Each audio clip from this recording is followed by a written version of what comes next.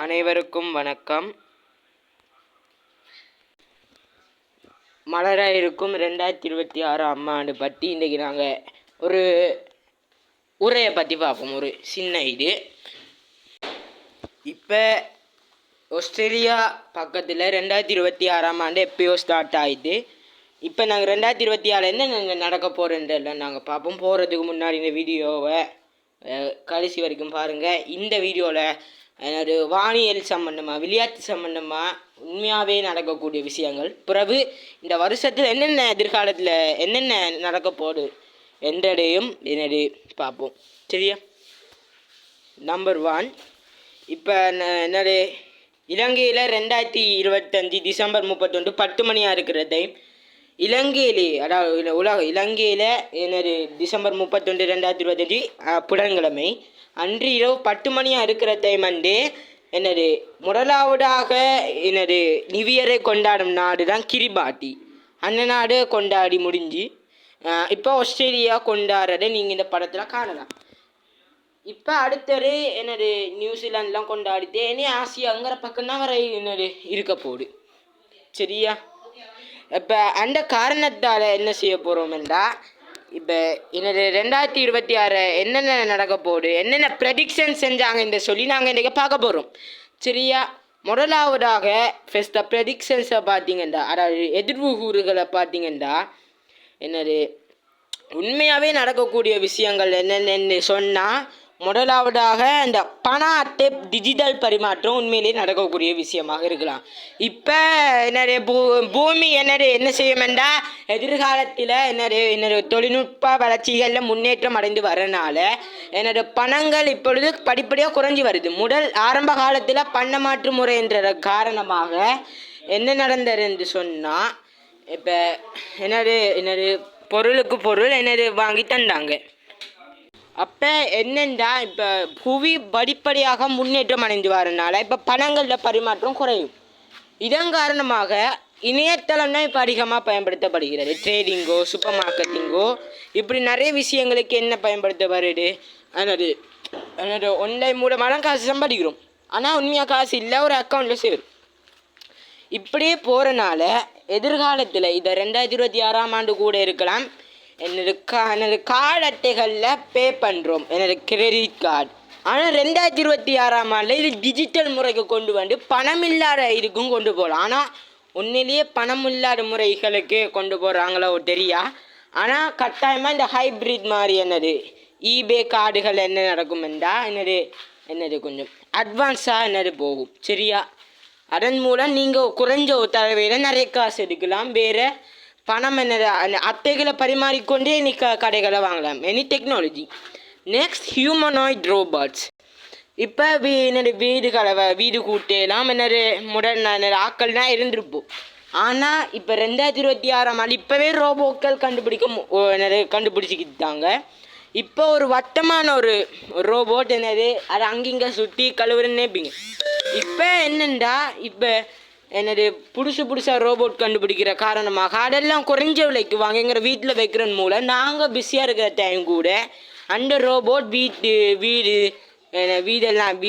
வீடை சுத்தம் செய்யும். சில ரோபோக்கள் சமைக்கும், சில ரோபோக்கள் ஃபேக்ட்ரியில் பாக்ஸ் தூக்க அதெல்லாம் உதவி செய்யும். அதே ரோபோக்கள் இங்கே வீடுகளில் விற்பனை மலிவு டிஸ்கவுண்ட் போட்டு விற்கிற மாதிரி செஞ்சு பிறகு ஒவ்வொரு மனுஷங்களும் வாங்கி செய்யலாம். சரியா? இது ஒரு ப்ரெடிக்ஷன். இன்னொன்று சில ஃபேமஸான ஆக்கள் என்ன ஹைப்ரிட் கார்ஸ், வேறு ஃப்ளையிங் கார்ஸ் என்று சொல்லுவோம். 1924ஆம் ஆண்டு இந்த பறக்கும் கார்கள் என்று சொல்லி அது 2020ஆம் ஆண்டு தான் வரணும்னு சொன்னாங்க. ஆனால் அப்படி கிடையாது. என்னது இப்போ கொரோனாக்கள் சில பேரழிவு அச்சுறுத்தல்கள், இலங்கையில் சூறாவளியும், மலேசியாவில் என்னது சூறாவளிகள் வந்து 1008 பேர் மலேசியாலேயும், இலங்கையில் 635 பேர் செத்துருக்காங்க 2025. இதனால் 2 நாட்களையும் பொருளாதார நஷ்டம் இது வந்திருக்குது. ஆனால் மீள் கட்டி எழுப்பப்பட்டு பொருளாதாரத்தில் இப்போ படிப்படியாக பழைய மாதிரி முன்னேறிட்டு போகுது. சரியா? இப்போ இந்த காரணத்தால் என்ன செய்கிறாங்கன்னா, அடுத்த வருஷம் 2026 அடுத்த வருஷம் எப்படியும் என்னது பேரழுத்தங்கள் கட்டாயமாக வர சான்சஸ் இருக்குது. இப்போ என்னென்னா, இப்போ இந்த டெக்னாலஜிஸ் ஃப்ளையிங் கார்ஸ் எல்லாம் வருது. 2024 சூரிய படலில் இயங்குகிற கார்கள் ஹைப்ரிட் கார்ஸ் எப்பயோ கண்டுபிடிச்சாங்க 2022 அப்படி. இப்போ கொஞ்சம் அட்வான்ஸ் ஆகிடுச்சு டெஸ்லா கம்பெனி அப்படிலாம். இனி 2026 கொஞ்சம் மொடர்னான காசும் வேறு பறக்கும் காசு கூட வரலாம் வந்து சிலாக்கள ப்ரெடிக்ஷன்ஸ், அதாவது எதிர்வு கூறல்கள். ஆனால் உண்மையில நடக்குமான்னு தெரியும். ஆனால் இது ஒரு ப்ரெடிக்ஷன் மட்டும்தான். வேறு சில ஆக்களில் நுண்ணறிவு பிரெயின் சிப்ஸ் அண்ட் டெக்னாலஜி. இப்போ ஒவ்வொரு ஆக்கள் இப்போ உதாரணத்துக்கு நீ ஒரு ஆட அவன் என்ன நினைக்கிறான்னு உனக்கு விருப்பம் என்றால் ஒவ்வொரு ஆக்களில் சிப்ஸ் மூளைக்குள்ளேயும் ஒரு சிப் உண்டு, ஒரு என்னது மைக்ரோ சிப் மாதிரி ஒன்று வைப்பான். அந்த மைக்ரோ சிப் என்ன செய்யணும்னா மூளையில் இருக்கிற விஷயங்கள் அனைத்தையும் அவன் என்ன நினைக்கிறான், அவனை பற்றி என்ன ரகசியங்கள் என்னெல்லாம் ஒரு தரவு மாதிரி வச்சுக்கும்.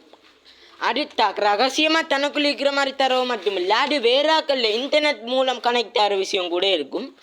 இப்போ அவன் என்ன நினைக்கிறான், அவன் ரகசியங்கள் என்ன அறிய நினைச்சா கூட நீ அந்த மைக்ரோசிப் மூலம் இன்டர்நெட் செஞ்சு, அதாவது இணையதளம் மூலம் நீ என்ன செய்யலாம்ன்ற தொடர்பு படுத்தி அவன் இதை கண்டுபிடிக்க முடியும். இது ஒரு டெக்னாலஜி. வேறு 2050 என்னது நடக்கும்னு சொன்னேன். அதை என்னண்டா அந்த தண்ணி குடிக்கிற வாட்டர் பபிள்ஸ் என்று சொல்லி இருக்கும். அதை விழுங்குறத மூலமே இப்போ தண்ணி தாக்கத்தை தீர்த்து கொள்ள முடியும். இதெல்லாம் டெக்னாலஜி புதுசாக வந்திருக்கு. இது 2020 வந்தது. ஆனால் இன்னும் நடைமுறைக்கு கொண்டு வரலை. 2050 தான் இது நடக்கும் என்று பார்த்தா 2020 நடந்தது இந்த வாட்டர் பபிள்ஸ் என்று சொல்லி. சரியா, இதே என்ன செய்யும் என்றால் என்னது இப்போ நாங்கள் தண்ணி குடிக்கிறது பதிலாகவே இது என்னது உங்கள் பக்கத்தில் இருக்கலாம் நீரமாகாது. ஒரு பிளாஸ்டிக் பபுள் மாதிரி தான் உங்கள் வாயில் ஒரு அமர்த்தினா அப்படி இதாகும். உங்களோட கையில் பிளாஸ்டிக் தோலண்டு வர குப்பையில் போட்டு ஓகே. இப்படி ஈஸியாக உங்களோட தண்ணியை போட்டல் அடைச்சி தூக்கிறத விட சும்மா நாங்களே கையில் வச்சுட்டு ஈஸியாக கொண்டு போகலாம். இது ரொம்ப அந்த பபுள் கொஞ்சம் ஸ்ட்ரெச்சியாக இருக்கும், இழுப்படக்கூடிய தன்மையாக இருக்கும். சரியா, இது 2050 நடக்கும் என்று பார்த்தா 2020 எல்லாம் பிளான். ஆனால் இது நடைமுறைக்கு கொண்டு வரல. இது 2024 சிலாக்கள் கணிப்பு படி இது வரும்னு சொன்னால், ஆனால் எப்போ இது நடைமுறைக்கு கொண்டு வராங்களோ தெரியும். ஆனால் அந்த சிஸ்டம் கண்டுபிடிச்சிட்டாங்க. வேறு ஃபோன் எல்லாம் அல்ட்ரா திக்காக வரும். அதாவது இப்போ உதாரணத்துக்கு டிவி 1940 காலங்களில் கொஞ்சம் பக்கம் பின்னுக்கு இருந்தது, கொஞ்சம் தடிப்பாக இருந்தது. இப்போ இருக்கிற டிவி கொஞ்சம் ஸ்லிம்மாக இருக்குது. கொஞ்சம் இது 2024 அதை விட கொஞ்சம் அல்ட்ரா திக்காக ரொம்ப மெலிஞ்ச டிவி. அது என்னது கொஞ்சம் அல்ட்ரா அந்த கேமிங் செட்ஸ் வேறு, கொஞ்சம் வேறு அழகுக்கு சேர்க்க ஃபீச்சர்ஸ் வேறு, அப்படி என்ன சில விடயங்களை சேர்த்து சில டிவிகள் வரும் என்று சொல்லியிருக்காங்க. வேறு ஃபோன்லேயும் நிறைய சாம்சங் அல்ட்ரா 26, iPhone 18 எல்லாம் புது விஷயங்களை உள்ளடக்கி வர இருக்கிறது. இது என்னது எதிர்வு கூறது. ஆனால் இப்போ சொன்ன iPhone 18 சாம்சங் அல்ட்ரா 26 வரது உண்மை.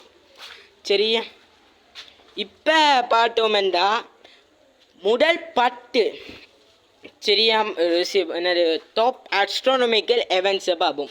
இது 2024 நடக்க போகிறது பார்ப்போம். முதலாவதாக நாளண்டைக்கு இன்றைக்கு டிசம்பர் 31, நாளை ஜனவரி 1, நாளண்டைக்கு ஜனவரி 2 தொடக்கம் 3 இரவு வாரண்டேட் மீட்டியர் ஷவர் பீக். இது ஒரு வகையான ஒரு மீட்டியர் ஷவர், ரொம்பவும் பிரகாசமாக இருக்கும். 1 மணித்தியாலத்துக்கு 10 விண்கல்லாவது போகிறதுக்கு ஏற்ற மாதிரி இருக்குது. அடுத்தது வருஷத்தில் முதலாவது சூப்பர் மூன் பௌர்ணமி. அதுவும் நிறைய இலங்கைக்கும் அதாவது இங்கிற உலகத்துக்கும் மிகவும் அண்மையில் இருக்கிற மாதிரி ஜனவரி 3, 2026 சனிக்கிழமை அன்று சூப்பர் மூன் முழு பௌர்ணமி தினம் இருக்கும். மிகவும் பிரகாசமாக இருக்கும். ஆனால் மேகமூட்டம் மறைச்சா தெரியாது. வேறு பிப்ரவரி கடைசி 6 கோள்களும் ஒரே வரிசையில் இருக்கும். Mercury, Venus, Saturn, Jupiter, Uranus and Neptune எல்லாம் ஒரு கோட்டுக்கு நேராக இருக்கும், நேர்கோடாக. வேறு மார்ச் 3, 2026 செவ்வாய்க்கிழமை அது விதியபுரம். அன்றைக்கு கடைசி இந்த வருஷம் நடந்த மாதிரி செப்டம்பர் 7, 2025 ஞாயிற்றுக்கிழமை ரத்த நிலா நடந்த மாதிரி இந்த மார்ச் 3, 2026 அன்று இந்த நிலவு சிவப்பு நிறத்தில் காட்சியளிக்கும். வேறு ஏப்ரல் 21 தொடக்கம் 22 இரவு லைரஸ் மின்மீன் தொகுதியில் இந்த மீட்டியஸ் அவரை காண முடியும். இது ஒரு ஈவெண்ட்.